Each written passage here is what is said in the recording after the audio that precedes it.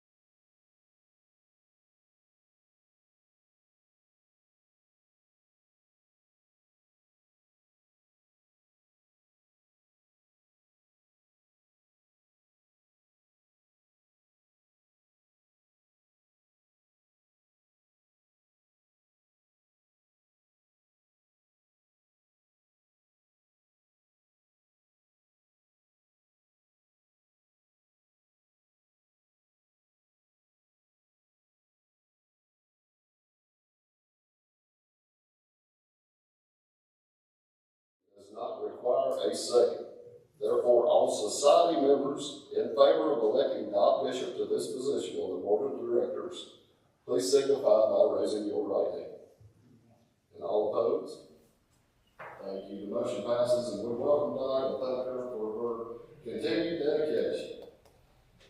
Spring Park Inn update. Finally, I know many of you are eager for more news about Spring Park Inn. And like any project of this scale, we've encountered some unexpected challenges.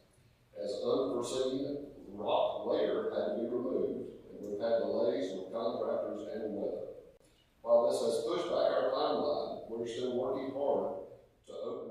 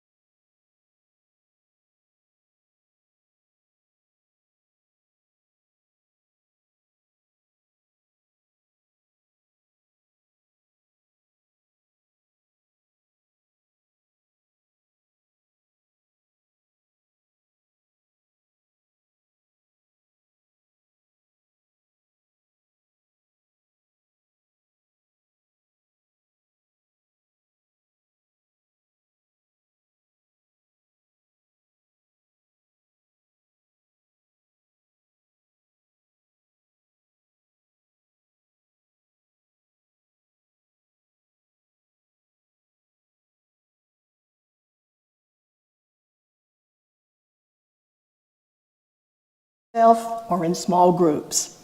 The home will have 2 areas, including a gathering room with ticket sales and a museum shop that opens into a back hallway that has 4 interpretive panels that highlight more about the story of the inn and lead to 2 museum-type exhibit rooms. These focus on the history of the house in relation to Travelers Rest and the history of the Anderson family. These areas are open without charge whenever the home is open, and that will probably be on weekends to begin. Then ticketed tours, probably $10 for adults, $5 for school-age children, and free for children younger than that, will allow visitors to experience the restored period rooms of the house. Though the home has a long history and a nearly 100-year history as an inn, that's a long time, from the 1850s to 1941, there has to be a focus. So these rooms focus on depicting the time period of the 1800s, late 1800s to the early 1900s, the Victorian period. That was the so-called heyday of the inn. We're grateful to Ms. Gibson, whose great-grandfather owned the inn during that time, and whose family furnishings and records from both her father's Anderson family and her mother's Neves side of the family were at the home and came down with the home to us, the society, to be preserved and incorporated with the restoration. This is another photo of the families of the inn. You can see, as mentioned in the plaque, these were the families connected with the house. Now, the property was first owned by Thomas Nations in the late 1700s, when this part of the state was opened for settlement after the Revolutionary War. It changed hands several times in the next few years, but by the 1820s was owned by Aquilla Bradley and his wife Mary. We know that some say the house was built in the 1850s. This was a common assumption in the past and mentioned as such in Ms. Goodlet's History of Travelers Rest, and thus even repeated in our society's book, Images of Travelers Rest. But as we learn more, we know more. And Ms. Goodlet did a wonderful service recording the history of Travelers Rest based on what she knew and heard, without citing references. And we know now from structural and historical evidence that the very front section of the house was built earlier, including the 2 front rooms and the hall on the bottom floor and the 2 above, which date from the Bradley era as early as the 1820s. We see things such as the window latches open and shut on the front windows that were handmade. The glass has been changed, but the window frames and the latches from that time are still there. And the early door lock and key from that same time period, a type that was saved when the original door was replaced, but they saved the lock. And there were shutter hinges, we have some up here, that were found when trees were planted in the property. You can see some of these things later that date from that same period. That's the style of that earlier 1820 period, similar to other homes in the area with that date. The home is also marked on the old Buncombe Road on the Salmon map from 1825. We have a copy of that here as well. It wasn't a formal inn then, but it said maps like that in those locations marked places where people could stop and spend the night.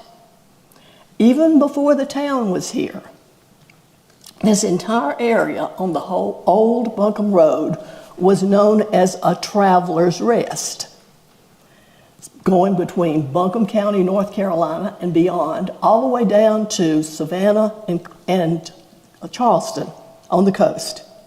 And later it started out as a trading route for the Cherokee, and then later drovers who before the railroads drove huge herds of hogs and cattle and even turkeys down to market.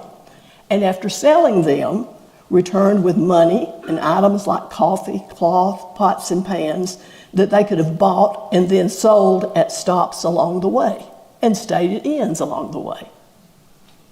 And local historian and author Man Batson, in his handwritten notes, and the society was also so fortunate to receive his books and papers, mentions Aquilla Bradley was one of the earliest settlers where the village of Travelers Rest would become permanently located. And Aquilla Bradley, who was living where the Gautam Gibsons now reside in 1820.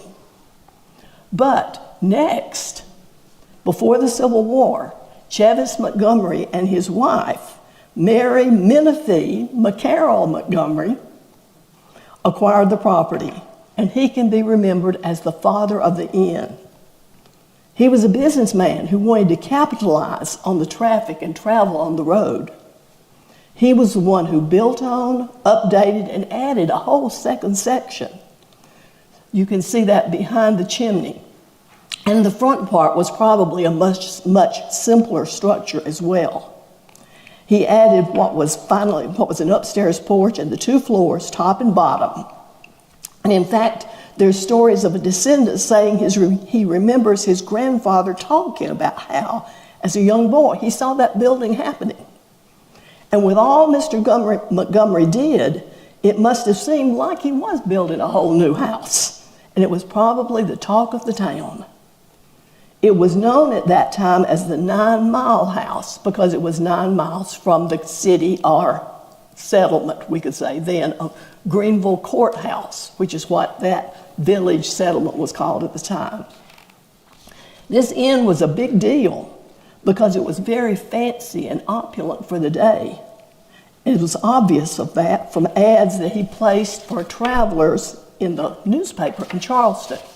And here's a notice that was in the Charleston newspaper where it says, "The subscriber, Mr. Montgomery, from 1852, opened a large and comfortable house for the purpose of entertaining the traveling community, 9 miles above Greenville Courthouse, South Carolina.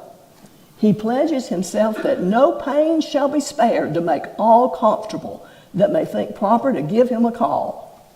His table shall be supplied with as good as the country affords, and his stables will be furnished with an abundance of provender," in other words, food, stuff for the horses, "and attentive ostlers," that's stable hands. We had to look that one up. He hopes his charges are as reasonable as can possibly be afforded. He hopes by strict attention that he may be able to share a liberal patronage. Come and see. So this was what was thought of as the big deal, or a big deal, in this growing village of Travelers Rest. And this was a time in the 1850s when these wealthy travelers would travel up from the low country to escape the heat and insects in places like Charleston and Savannah and go up to Flat Rock and Asheville and Brevard for the summer. They brought their whole household, including enslaved servants, with them. And it took help to run an upscale inn advertised this way. Edwin Breeden of the South Carolina State Archives, who did the research for the state historic marker that's going to be located at Spring Park, identified information from the 1860 census that listed 19 enslaved workers along with 3 additional dwellings on the property at that time. Perhaps in the future, these structures can be known, the location of these structures can be known. The Montgomerys owned and operated the inn up until after the Civil War. They began the inn there, formally. Then, after the Civil War, that was a time of great change, of course, politically, economically, and personally for families. This was the time the Anderson family became the 3rd and final family to move to the property. Colonel R.W. Anderson and his wife Mary McCullough Anderson, 3 ladies named Mary in those 3 generations, were living near her family's home in Lower Greenville County and had 3 daughters who had already died as young children. That happened a lot back at that time. And it was said that they wanted a better climate and a new start. So he was able to buy property, a home, and over 180 acres on the Old Buncombe Road, this property, in what would become Travelers Rest. He continued the inn, and it became the hub of the growing town. He had a school and employed a teacher for his children and others in the community. There was a post office at the inn, since he was the postmaster, and the post office was at the postmaster's house back then. He was involved in the railroad, and later had a railroad platform built right in front so travelers could get right off right in front of the inn. There was a pavilion on the property where political speeches, dances, and picnics could be held. And there's a quote from the newspaper that's hard to read from here, but it's saying some of that about 4th of July celebrations, foot races, horseshoes, mountain hikes, picnics, church activities all took place at the house or began at the park. It was a tradition for at that time for the Greenville County political campaign speaking rounds to begin at the pavilion. All kind of things happened there. And we've got another picture to go along with that. And Colonel Anderson's daughter, Minnie Anderson Hillhouse, helped run the inn. And after her parents' death, she inherited the property and continued to run it. It said that she gave it the name Spring Park after a spring on the property. And her father, Colonel Anderson, was a benefactor, just as Nell was. And when we say, now I refer to Ms. Anderson, Nell Anderson Gibson as Nell. We call her that because she's our friend and our benefactor, and lots of us knew her and cared about her, and many of you knew her as well. But anyway, her great-grandfather, Colonel Anderson, gave the land, part of his property, for the Methodist Church when the Methodist Church was started. And his daughter Minnie and her husband Ed was the first marriage at the property, at the church, and his was the first funeral at the church. And of course, then later their descendants, including Nell and Tom, her husband, are buried there. So this is a photo here. I'm sure I didn't. Oh, one other thing I wanted to mention about the pavilion and the property. There was another newspaper quote that an underwriters convention from Greenville rode the train up for a sumptuous dinner. We've got that newspaper article up here as well. It said, "No mind can enumerate the good things spread upon the table." And it lists all the kinds of food and drink and everything they had. So it was a hub of the town.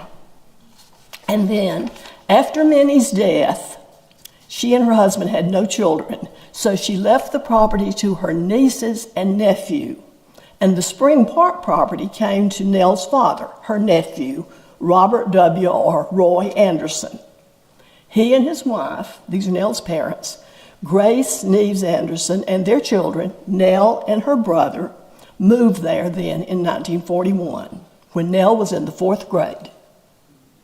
Her brother later passed away with cancer as a teenager, so Nell was then an only child. She grew up there. She and Tom were married in the front parlor. Though the home was no longer an inn for the time Nell and her parents moved there, they still rented rooms and upstairs apartments, often to teachers who came to live and teach in Travelers Rest. Because then young unmarried teachers had to have a place where they could live in a local community.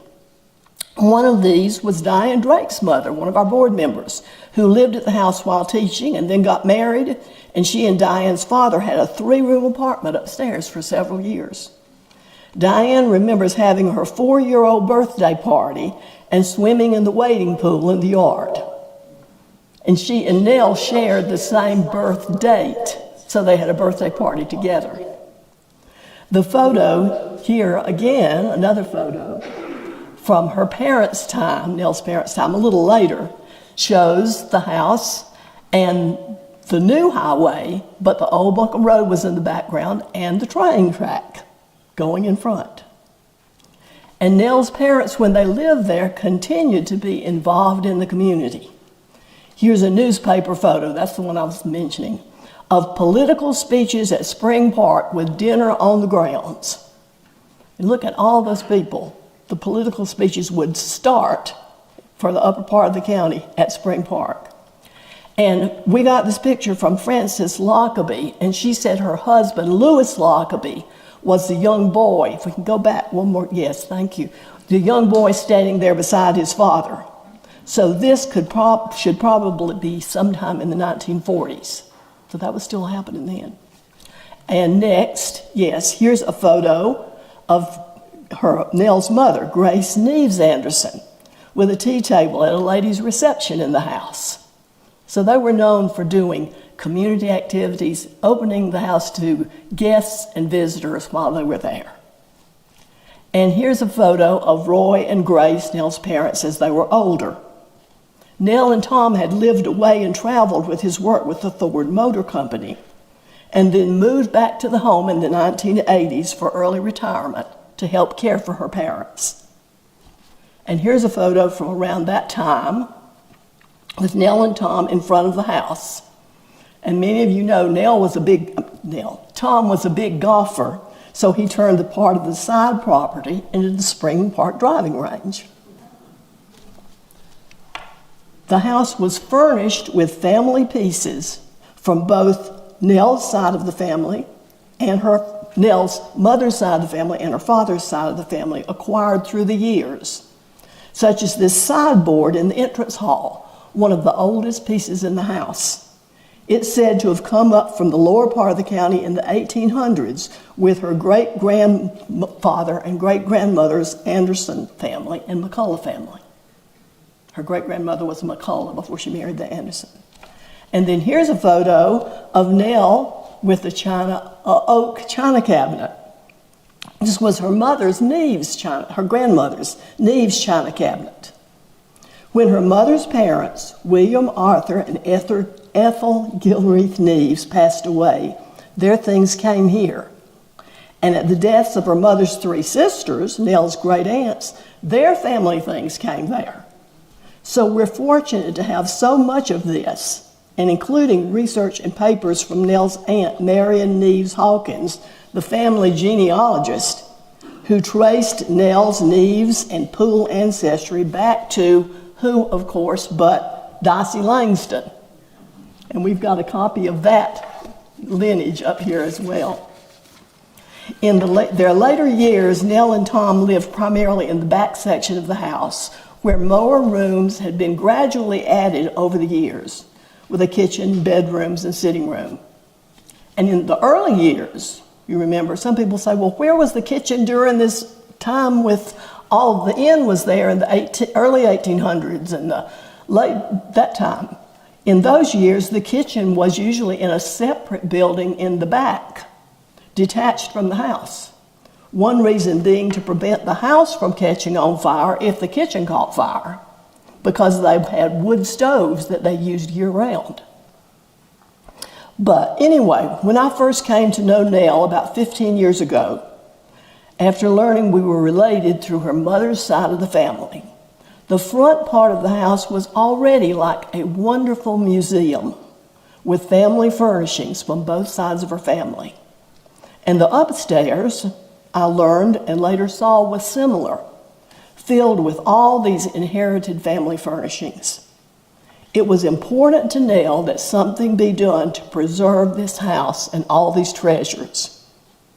So you can see how receiving the gift of this property, house, and the contents, along with the funds for the restoration, was a wonderful, amazing, yet humbling and overwhelming gift for the Historical Society.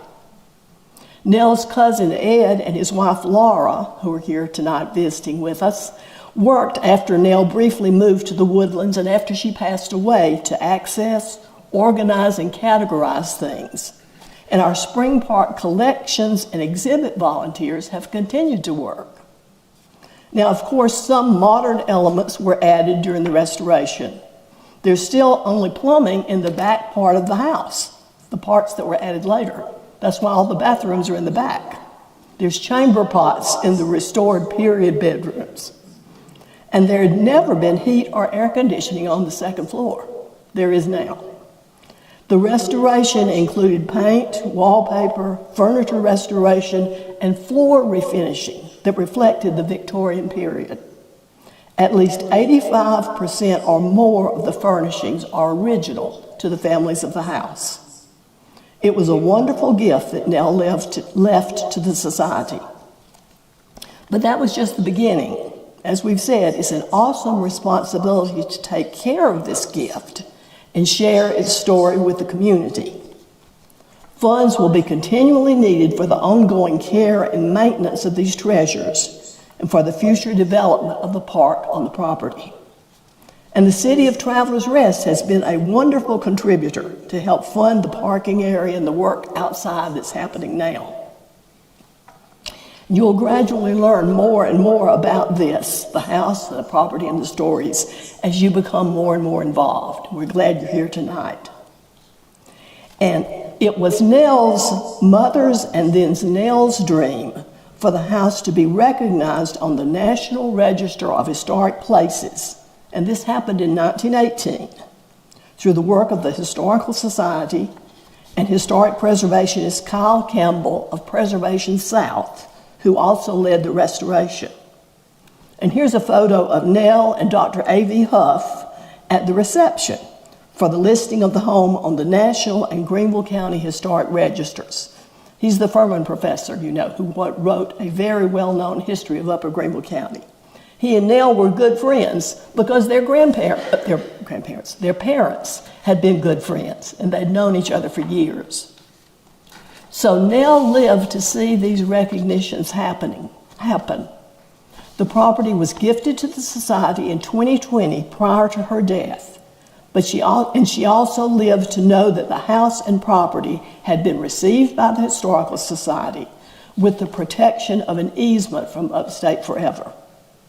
And a state historical marker will go up in front when the outside work is completed, recognizing the entire period of historical significance because it was formerly run as an inn from the 1850s to 1941.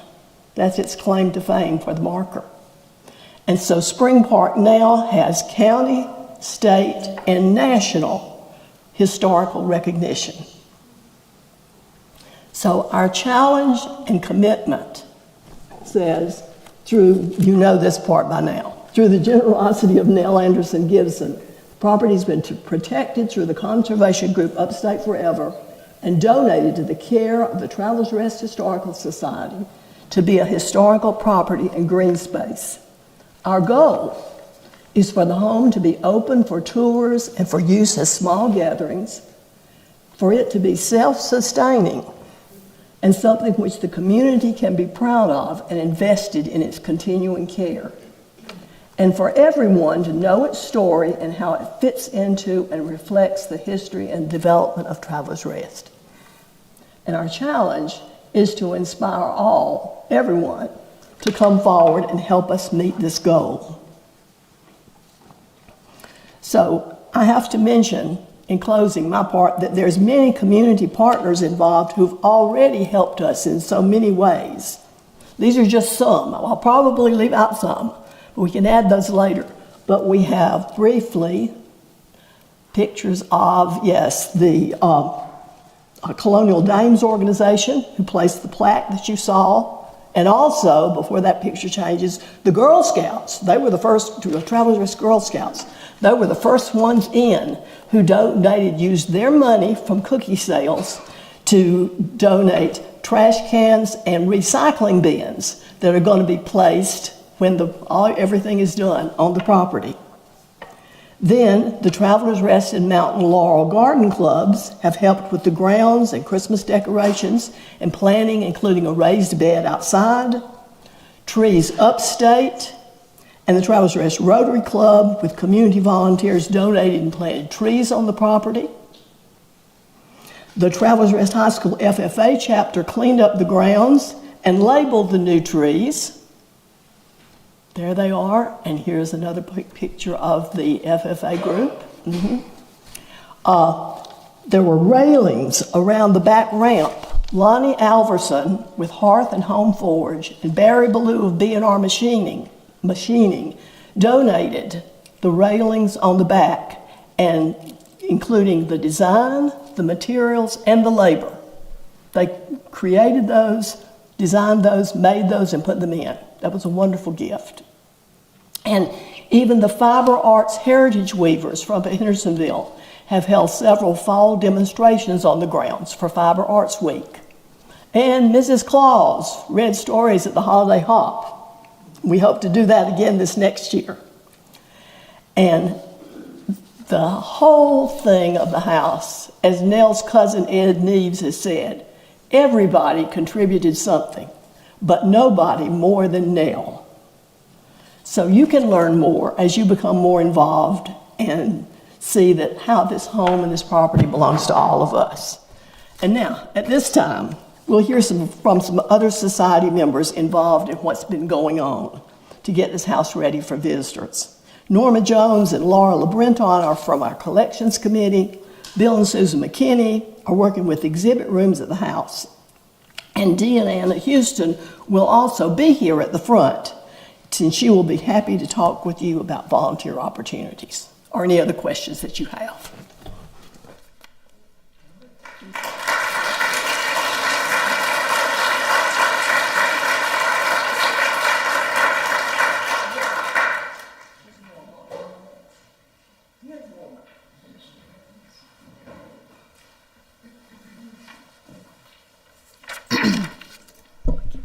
Thank you.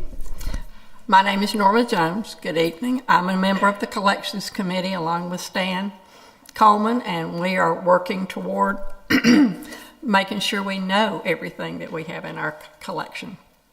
The Collection Committee has worked diligently under the direction of Nancy Duncan and Stan Coleman. They, along with their committee members, have spent many hours documenting, describing, preserving, making photographs to form a searchable database of information about our collection. The Anderson collection includes furniture, household items, linens, books, correspondence, receipts, photographs, toys, games, Boy Scout and Girl Scout items, and even such personal things as Vacation Bible School certificates. We've got those up here. That was a generation that didn't throw anything away. And we're benefiting from that. They kept every little scrap of paper, so that's okay, because we're using it. We just have to photograph it and describe it. We have other collections also. There's the Man Batson collection. We have military records. We have town records. We have information about Travelers Rest families. We have the Echoes Project, which was a project of 8th graders for about 20 years. And they went around and interviewed people from Travelers Rest.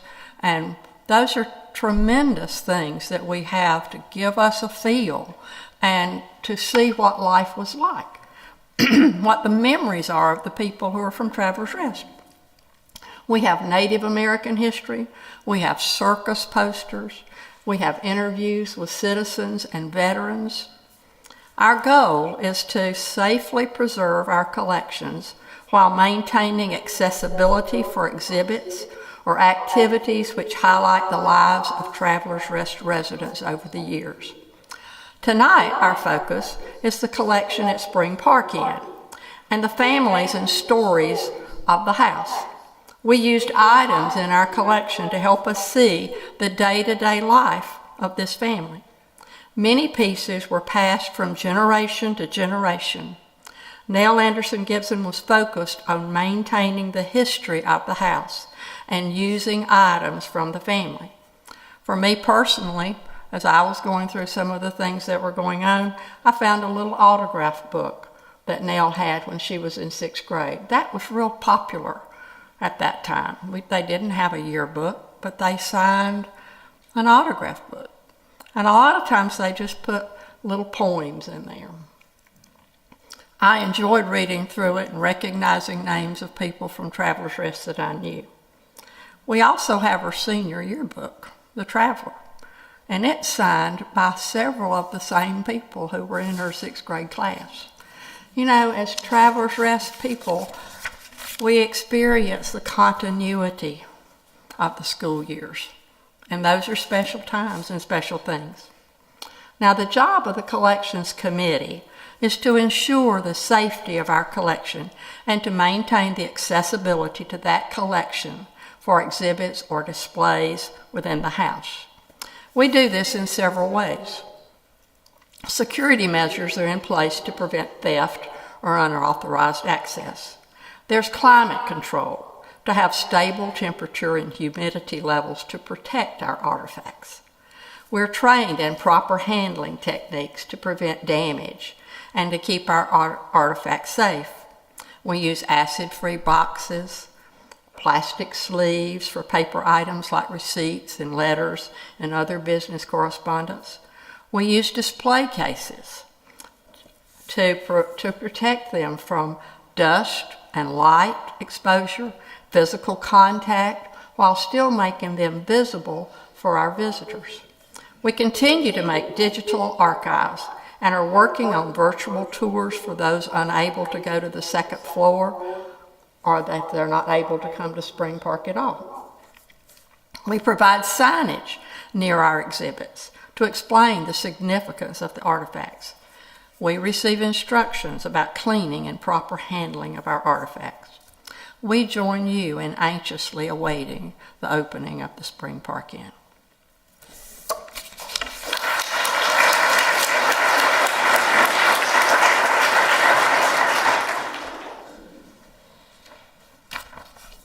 Hello, I'm Laura Lynch Leberton.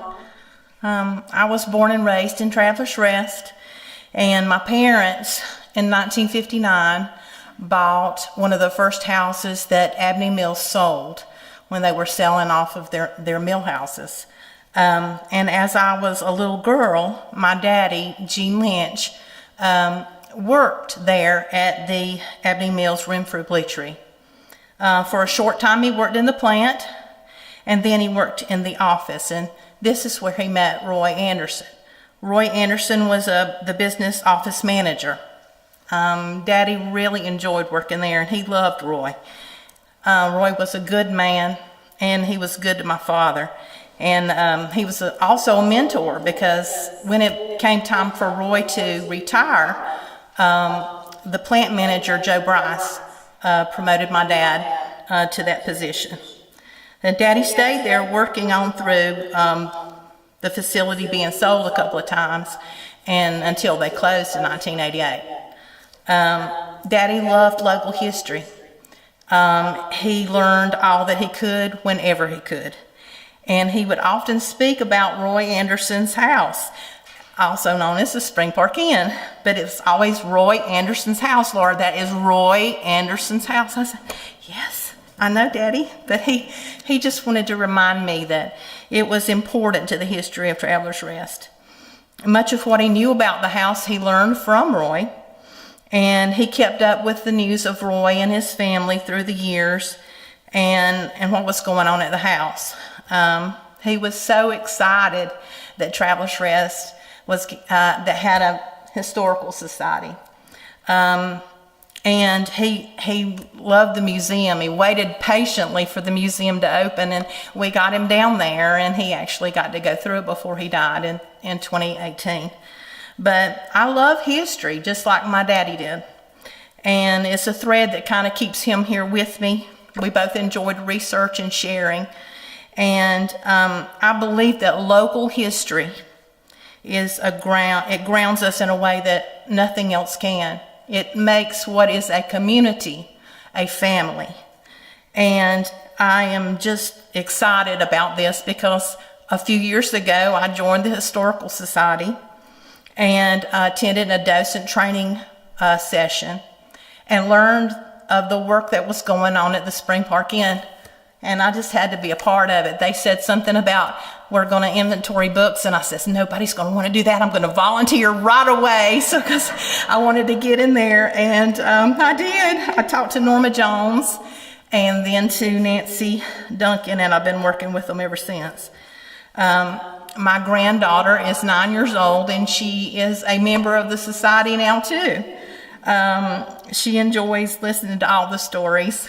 I cannot tell you honestly how honored I am to have had a small part in the process at the Spring Park Inn. it means a lot to me. And I like to think that Daddy would be thrilled to know that I was in Roy Anderson's house, and that in some small way that I've helped to preserve our history. And I'm tremendously excited for the Spring Park Inn to open to the public so that we can share this beautiful piece of history with everybody. Thank you.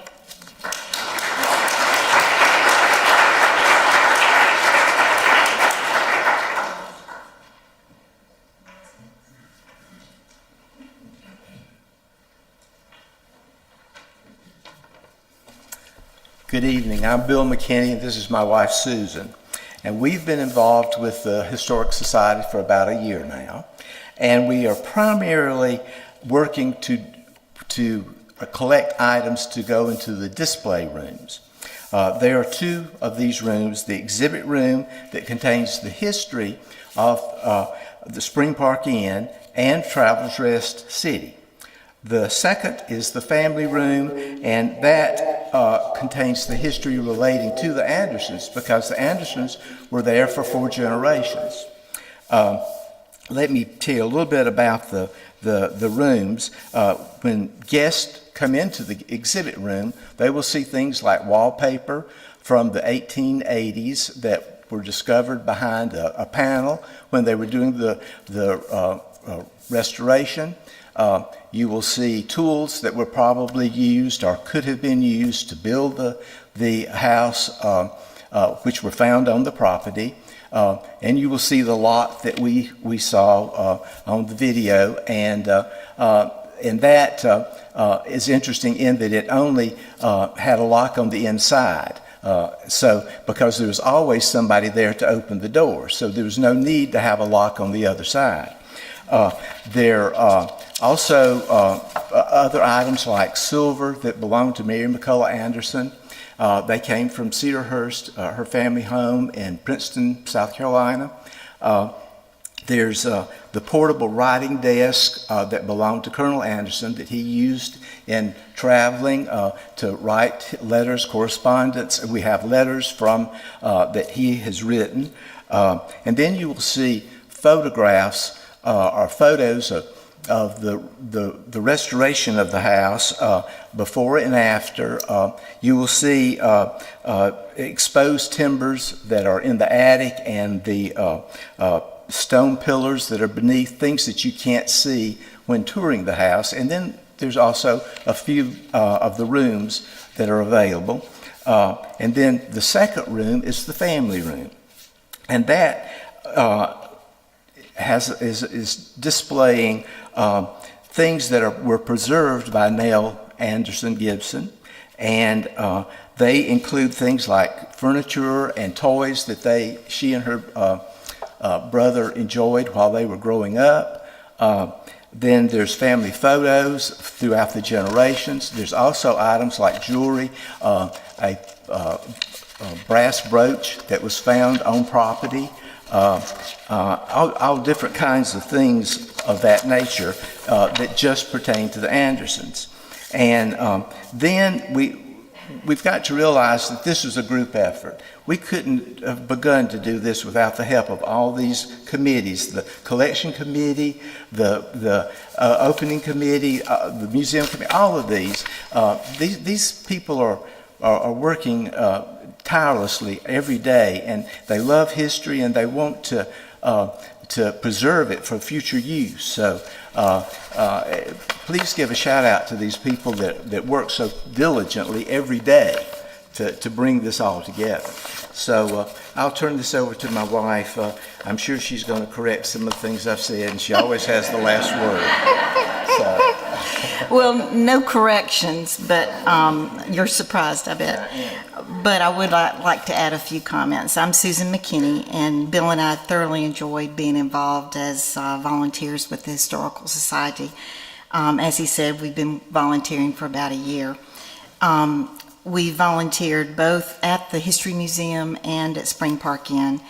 And when we first started, we already knew that Travelers Rest was a special town. But as volunteers with Spring Park Inn, we've come to understand that it is truly a gem that's located in the middle of this special town. And that Spring Park Inn has strong connections to our Travelers Rest history. And that's been really interesting for us to learn as we've worked on the exhibits. Rosemary's already mentioned several of these connections, particularly around Colonel Anderson, with him starting the first school and donating property to the Methodist Church and serving as postmaster, just to name a few. Additionally, we've come to appreciate that Spring Park is unique among other house museums as we travel around, and we like to visit other museums because this house contains original furnishings and family documents which enrich and bring the stories of the house to life. Otherwise, it would just kind of be a building if we didn't have the documents and the furniture and those things that give us the stories, that give it life. And many of those stories about the house involve our town. And it's just really neat to see it kind of mesh together as you learn more about it. So it's been really fun for us to volunteer, and we want to encourage any of you who are not currently volunteering, either at the museum or at the inn. We want to encourage you to consider it. Bill's love of history and home decor and my love of storytelling are interests that we've brought together on our work in the exhibit rooms. And it's just been a fun way for us to share our interests now that we're retired into something new. The exhibits that you'll see when you come to visit will be updated periodically as we discover new stories to share about the house or the people who live there or about Travelers Rest in general. And we would welcome additional volunteers to help with the exhibit room side by side with us, or in a myriad of other ways where volunteers can work with the Historical Society. Whether you're interested in event planning, hospitality, publicity, communications, and the list goes on and on. Many more areas, your talents and donations can be well utilized and appreciated with the Historical Society. So if you're a longtime TR resident or you're a newcomer to TR, it doesn't matter. Your skills and interests can be put to use with the Historical Society in many, many ways. And we look forward to definitely welcoming you as guests to the house when it opens, and possibly working with many of you as volunteers, because we think that together we can continue to discover our collective history and preserve stories for the generations to follow us. Thanks.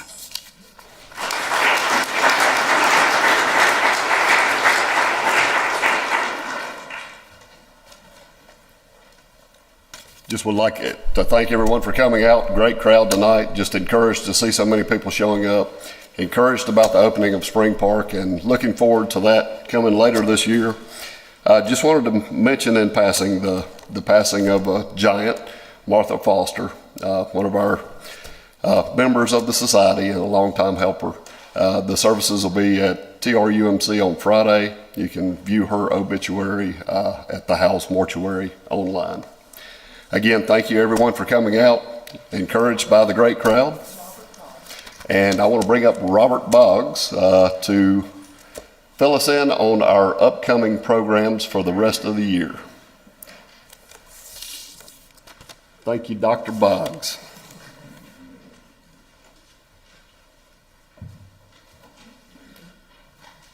I'd like to add my thanks for these folks brought this program together in a relatively few weeks, and so I thank them for their willingness to do that, and I'm sure you enjoyed it as much as I. So would you join me in thanking them collectively for that?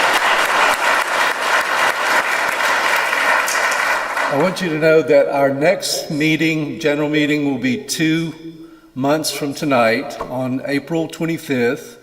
Our speaker will be Dennis Chastain, who is he writes for the Greenville Journal. He's a upstate historian. He grew up next to me, as a matter of fact. So his topic will be the Cherokee of the Carolinas.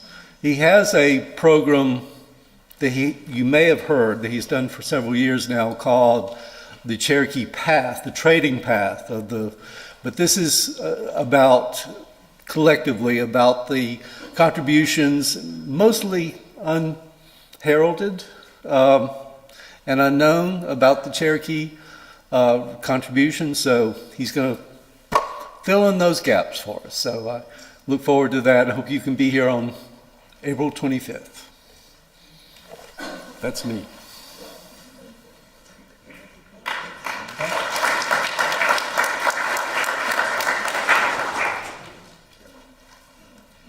All right. Thank you for coming out. And there's a lot of items up here Rosemary brought, things from the Anderson and Gibson families that she would like to share. So if you'd like to come up, please take a look.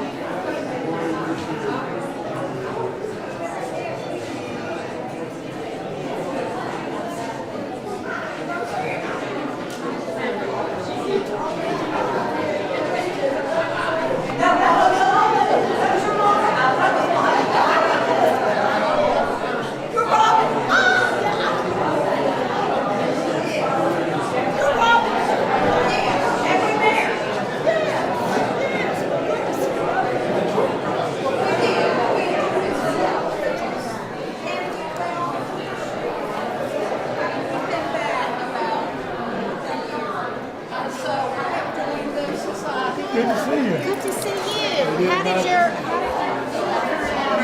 It's still working. Yeah, pretty good. Yeah, well, partial, and it's doing well. We're still hiking and biking, and we did the back roads hunting the Dolomites this year, and we're heading back to Europe to do some more of that. That's great. So yeah, we're still able to do the things we enjoy. I have 2 new names. They're great. We're headed to Europe later on in the year.